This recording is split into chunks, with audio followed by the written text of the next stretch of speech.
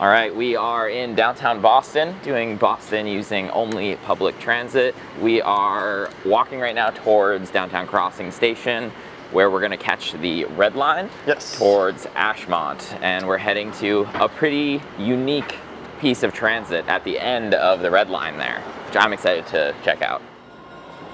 If you're enjoying this video as you watch, please consider hitting the like button and leaving a comment. We made it to Ashmont on the Red Line, but before boarding our next mode of transit, we wanted to take a moment to talk about how we got into Boston from the airport. So yesterday we both flew into Boston separately, and ordinarily you would take the blue line from Logan into downtown. That's the rail connection.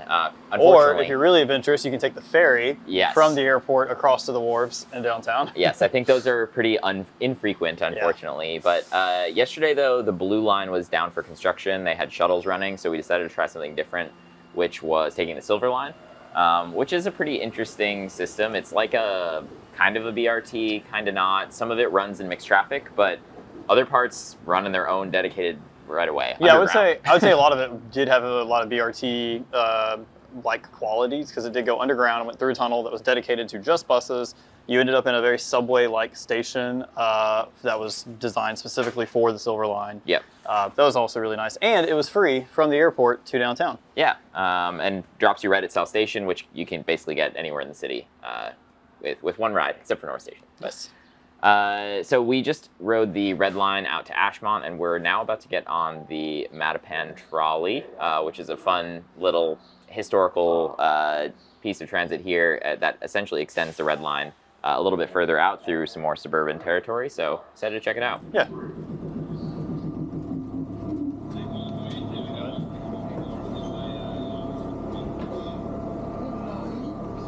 All right, so we just got off the Mattapan high-speed line, and we got off here at Central Avenue, and this was actually originally a steam-powered commuter service in the mid-1800s, and then in 1929, it was upgraded into what we see today. And there have been obviously some upgrades to it, but the streetcars are actually the originals from that time period. These streetcars were actually introduced in the early 1940s, not right when the line opened. There are not many like this left in the United States anywhere, especially none that are running in daily service like this, as definitely a really real mode of transit. We saw lots of people getting on and off from Ashmont on their way down to Mattapan. So definitely a cool little piece of transit history to come check out. I'd never been to this before, so pretty cool to see it in person. So one of the reasons that we chose this stop in particular to get off is you can see there's actually a lot of development that looks fairly new, and it's all right next to the stop. So it's a really good example of that sort of transit-oriented development in a really cute sort of town center area that's very walkable and has multiple modes, including the streetcar, bike share, and we've seen buses come through as well.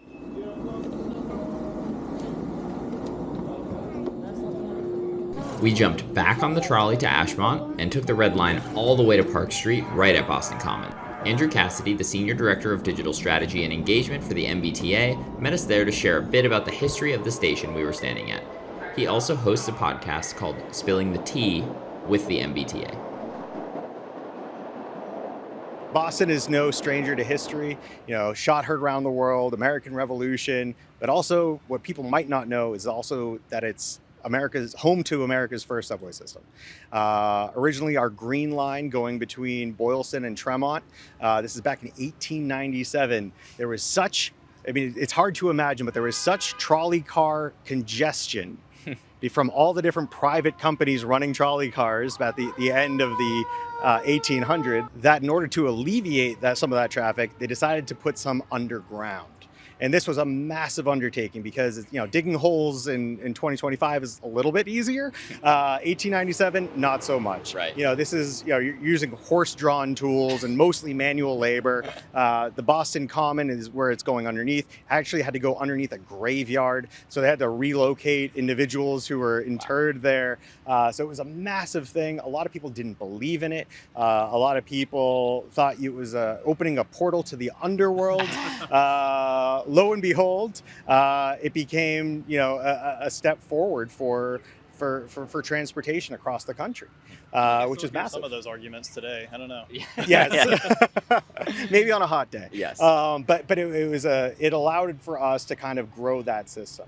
And again, originally just going from one corner of the common to the other, that has branched out to now we have 4 different subway lines. We have all these different commuter rail. It's really blossomed into this full service, but none of that would have happened without these 2. And these are the original head houses that were constructed for when it opened back in 1897. Wow.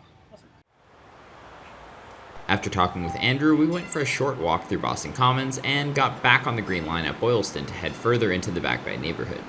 We had a much longer conversation with Andrew that will be released early for those on Patreon. So we just took the Green Line train from Boylston to Copley, just a couple stops down the line. We're now kind of in the middle of the Back Bay area, and if you're interested in this, the Back Bay actually used to be underwater. It was a bay, and the city essentially filled all of the land in. There's a really good video on YouTube about this by Daniel Steiner that I'll link below if you're interested in the history of that. But the area is home to what's right behind us here, the library. We've also got the Trinity Church right here.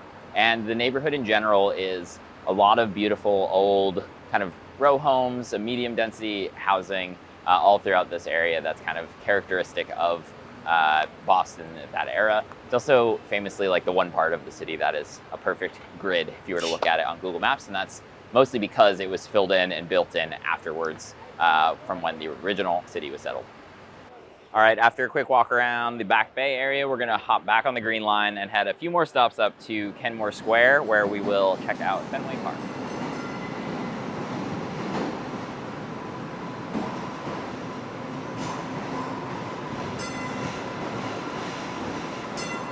So we jumped on the Green Line at Copley, took that all the way to Kenmore Square to historic Fenway Park. Yeah, and for folks who don't know, Fenway is the 2nd oldest baseball stadium in the United States, only behind Wrigley Field in Chicago. And there's something a little different about this stadium compared to the others we've seen on the show. Where's all the Fenway parking? That's a very good question. Yeah, this is like an actual urban ballpark, which is nice to see. Go figure, it's pretty easy to get here. You can take the Green Line like we just did. There's also a commuter line stop right here so folks can get to the game multiple different ways, all sorts of buses. It's nice to be able to go to a sports stadium like this and not have to just go through a massive sea of parking like we have seen so many times before. Like in San Antonio, we went to the stadiums and the convention center, and Arlington and Dallas. Like it's always a sea of parking. Kansas City, we didn't even make it to the stadiums because they were so far out and they're just surrounded by parking lots. Yeah, but we were able to get off the subway, make it here within a few minutes, and then there's still a ton of like street activation and other things that are happening. So just a really good bars, spot. Places to live. It's makes for a much more like fun atmosphere, both pre-game and post-game, and you don't have to worry about driving home afterwards. Yeah, exactly. One thing worth mentioning is that Kenmore Square Station also had a great direct bus connection right at the top of the stairs leaving the Green Line. All right, we just stopped. We got some lunch near Fenway Park. That famous Boston-style pizza. I think we just had some pretty mid pizza, but we were in a bit of a rush, so that's okay. But we're now just taking a walk over, and we're gonna catch our first bus of today. We both took the Silver Line yesterday, but we're gonna get on the number 1 bus here on Massachusetts Ave. Over to Harvard. So interested to see how our first bus is, and if it shows up on time. It should be here in just a few minutes, so fingers crossed. We're presently getting a little bit let down by the bus. We're at least 5 or 6 minutes delayed now, and the bus is like crawling on the transit app and on Google Maps, so. Not sure if it's a ghost bus. We'll see. Fingers crossed that it's not a ghost bus. Hope it's not. We'll see. We've seen several university buses go by that have faked this out, but we'll see. That kind of sucked. Yeah, that was a very slow bus. Probably one of the slowest buses we've been on, like on the show before, I feel like. Yeah. Yeah, it was crowded when we got on it. There's no dedicated bus lane. There's no signal priority. And it had clearly been sitting in traffic for a while before it got to us. And then the bus was like standing room only because there's so many people on it. People were getting off at every stop, and then every stop had a whole bunch of people waiting for it. So yeah. Yeah, so not ideal. What we think we've determined is that the buses here might be designed to funnel people to the trains because the trains all kind of converge on Boston where everybody's trying to go. Yeah. So especially in the areas like we're obviously like for folks who live here, you're probably going to be in parts of town maybe that are not served on the trains, but in the areas we've been going to have been pretty well served by the trains. So we kind of forced that bus a little bit, and now I know why people probably, although there were a ton of people on it, so I don't know. But we'll see if our luck improves there. We're gonna go explore Harvard, we're gonna get some coffee. Yes. And then we're gonna finish out the day here in Boston. All right, let's get some coffee. After coffee, we decided to give the city's bike share system a try with a quick ride north to a commuter rail station. In general, though, obviously we're not really getting a huge taste of it here, but Boston's done a ton with bike infrastructure in the last few years. We've seen a lot of bike lanes all over the city. Yep. I know the mayor has been very pro bike lane, pro transit in general, and also should mention we're not in Boston. We're in Cambridge. That's true. We're in Cambridge. Yes. In general, the greater Boston area has been good though Yes. with that sort of stuff. So. The Cambridge is a beautiful area, lots of walkability, tons of nice green spaces, parks, bike lanes, side crosswalks, hybrid pedestrian beacons. Yep.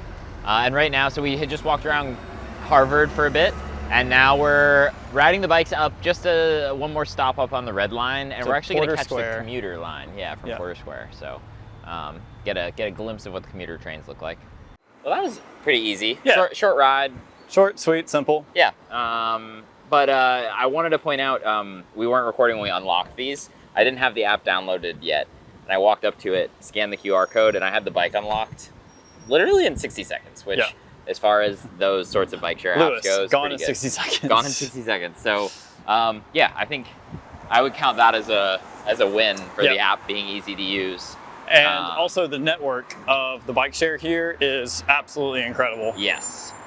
Covers like basically the entire city, goes out quite a ways. We'll put a map up for folks, but all right, we're gonna walk over now. The Porter Square Red Line and Commuter Line station is right up here, and we're gonna go hop on the commuter rail and take it back towards downtown at North Station. All right, so after the e-bikes, we ended up at Porter Square Station.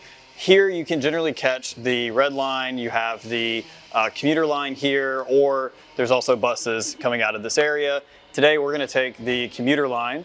The one thing to note here, we mentioned on an interview that we did and have mentioned sort of throughout the podcast, you can use the same fare method across the system. Mm-hmm.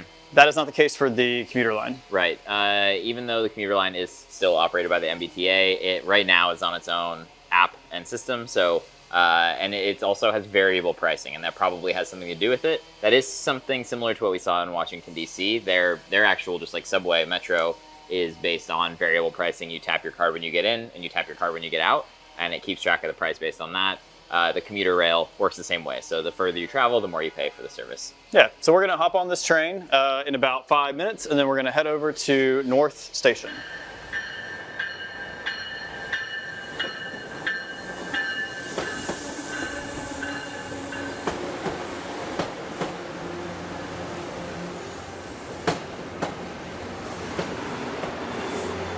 So we made it from the commuter line, got into North Station. Commuter line was moving a little slow, but it was still a nice ride. We were reaching the terminus of the line, so yes, makes some sense. Seems like there was like it was like going through an industrial area. There might have been a lot of stuff going on around. But from North Station, we hopped on the Orange Line, just one stop up here to the Haymarket Station, which brings us to Faneuil Hall, which is where we're standing right now. Yeah. So vibrant part of the city, a lot going on. Last time I was here, some Bostonian guy yelled at me because I didn't choose like a lobster claw soon enough. I don't know. Chris was taking his time.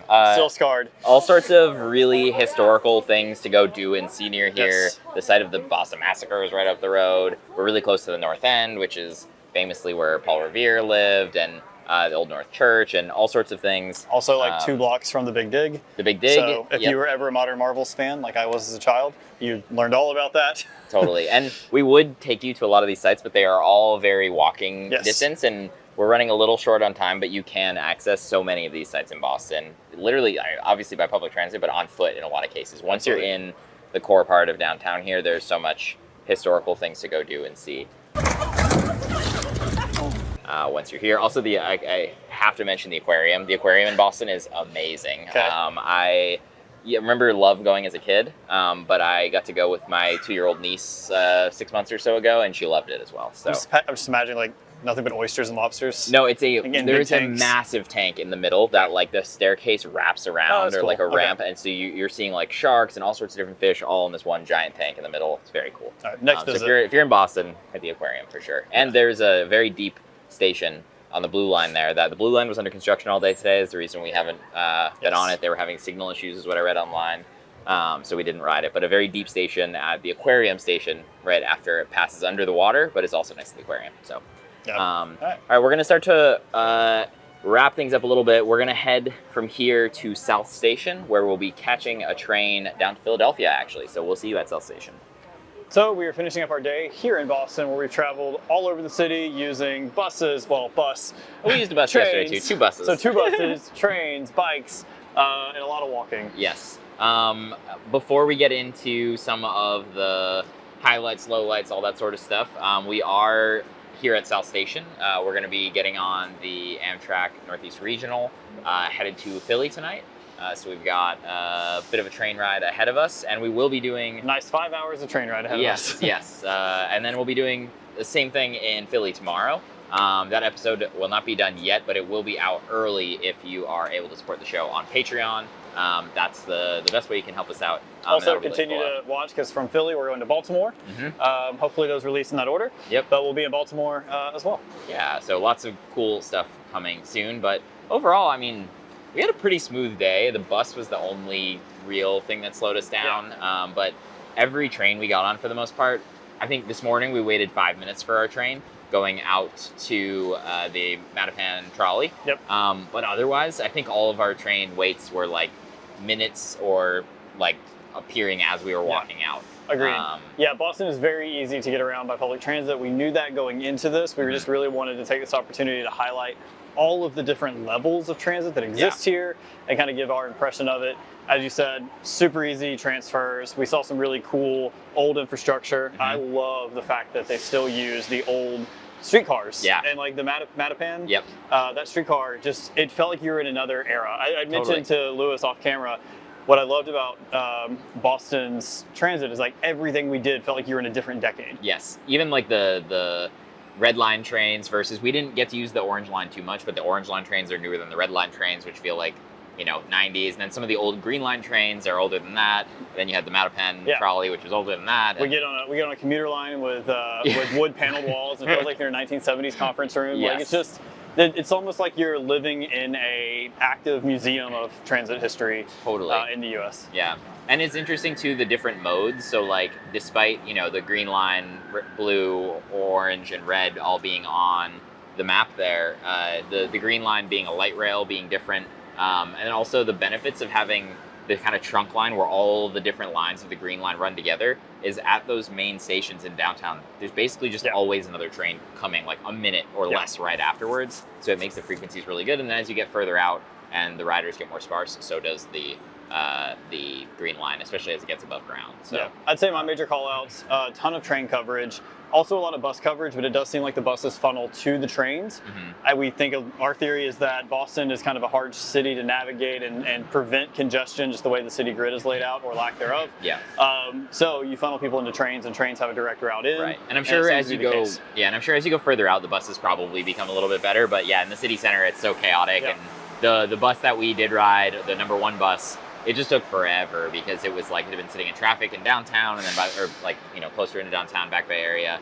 And then as it got to us, it was packed, and then we were just stuck stopping everywhere we were going all the way through. So, other call outs, if you want to take a bike, like this week has been, today has been beautiful weather, perfect for biking. If you want to take a bike, there is a massive bike network here, the Blue Bikes. You can go pretty much anywhere in the Boston metro area and connect via all these little stations. So it is absolutely perfect for that. And it's also just highly walkable. Right, and we didn't get into the bike infrastructure really, but there's major improvements in bike infrastructure all across the city. So definitely a lot of fun. Now, something, if you haven't seen this episode yet, we did an episode where we have ranked all of the cities in a day that we have done using only public transit so far. And we're now at the end of each episode going to slot in the new city where it may go. All right. All right, so after a lot of deliberations, and it's still, to be totally fair, I mean, this is subjective, but it's fun to rank these out. Yeah, let's first go back a second and make sure that everybody understands we are basing this on our experiences.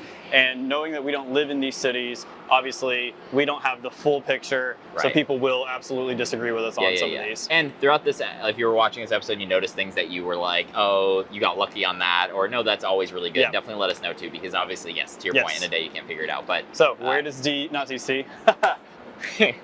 So where does Boston rank? I'll put it in roll. Okay. I think we're putting Boston in the number one slot. Yeah. I think we both agree Boston is number one on the list so far of the cities that we have been to during the show. Just eking out Washington, D.C., and kind of for a couple of reasons. Number one, the coverage of the trains in the downtown and like immediately adjacent area, like the more, urban core and slightly beyond, is just so much more. There's a lot more lines, a lot more stops, a lot more just density around all of these areas and whatnot.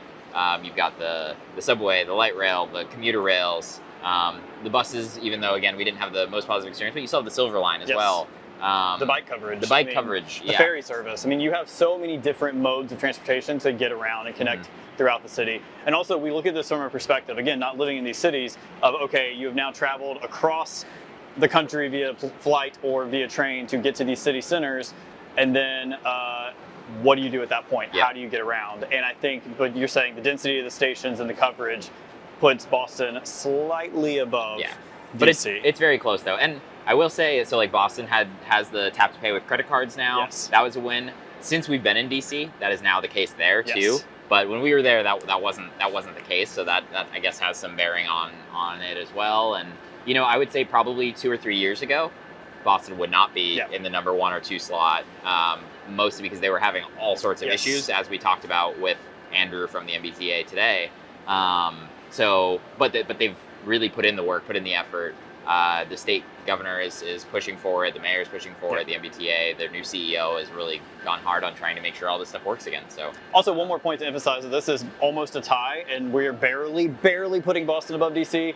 DC's metro does move a lot more people in a regional sense. Like you have a lot more people in that region that are being supported by the transit itself, and so you have so many commuters from all of those towns coming in. Yeah, and they also have like the automated trains, and I'm even doubting it in my head now. I don't know, but There's it's close. To DC, but you guys let us know where you think it should have slotted in. But with all that being said, though, maybe they're in first place A, first place B. We'll see. Okay. With all that being said, though, thank you all so much for watching. If you have not liked this video already, please consider doing so. If you haven't left a comment, do that. You can support the show directly via Patreon by checking out our merch store or using the Buy Us a Coffee link. But with all that being said, thank you all so much for watching, and enjoy the rest of your Transit Tangents Tuesday. Yeah, I'm saving that dough. Public transit's where it's at. Watch me go.